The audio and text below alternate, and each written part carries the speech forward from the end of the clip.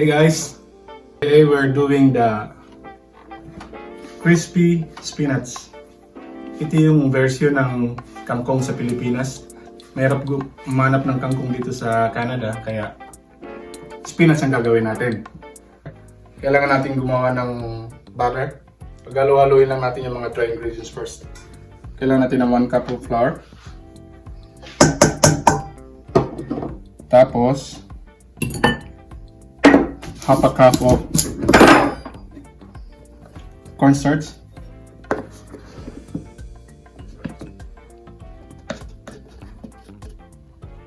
Yan, ganyan, half. Tapos 1/4 teaspoon ng baking powder. Salt and pepper. Haluin muna natin. Tapos, lagyan natin yung tubig. Gagawa tayo ng batter.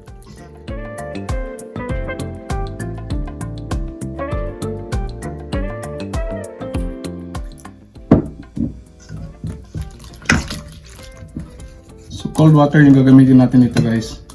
Para yung mga ingredients ay malusaw. Okay, start na tayo guys. Dapat yung consistency ng butter is like this. Ayan. Start na tayo. Mainit na yung mantika natin. Let's check. Yeah, pwede na siya bumubula na. Alright. Let's start.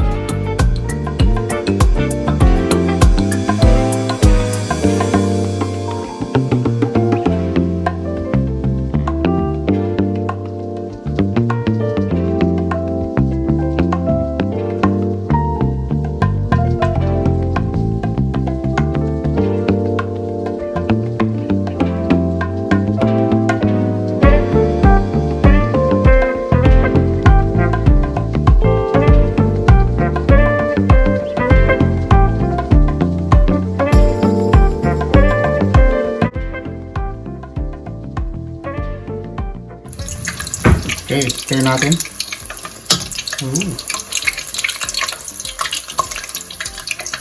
Ay, meron kaming barbecue, merong lemon pepper. Kung gusto mo naman ng dip, pwede rin yung ranch. Dip sa ranch.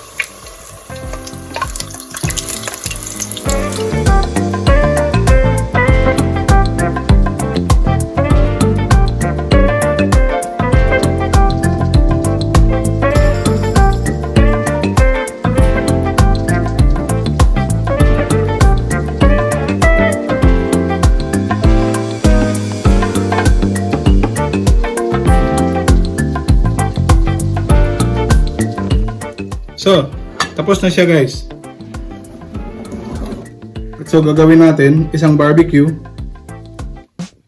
at isang lemon pepper. Tapos, kung gusto natin ng sausawan, meron tayong ranch dito. Tikman natin.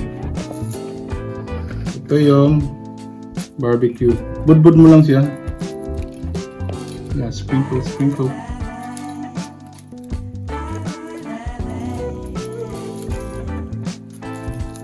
Tapos, isang lemon pepper. Masarap to lemon pepper.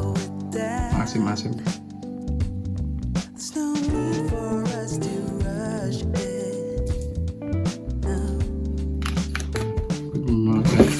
Shake a little bit.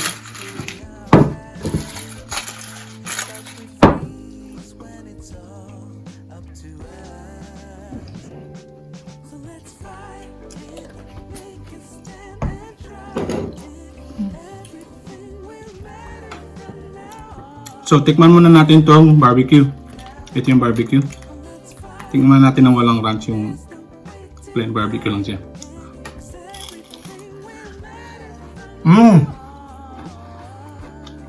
Lutong siya. Sarap. Masarap. Dip natin sa ranch.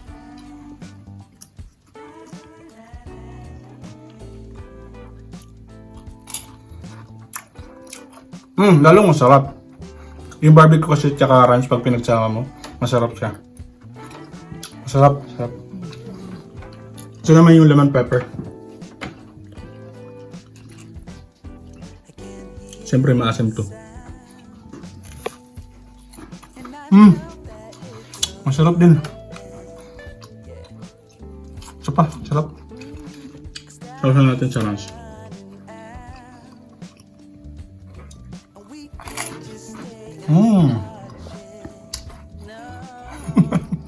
Sarap. Masarap siya. Masarap. Sige. So, yan na guys. Yung ating crispy spinach. Madali lang siyang gawin. Easy, easy. So, thank you. Have a good day. Everything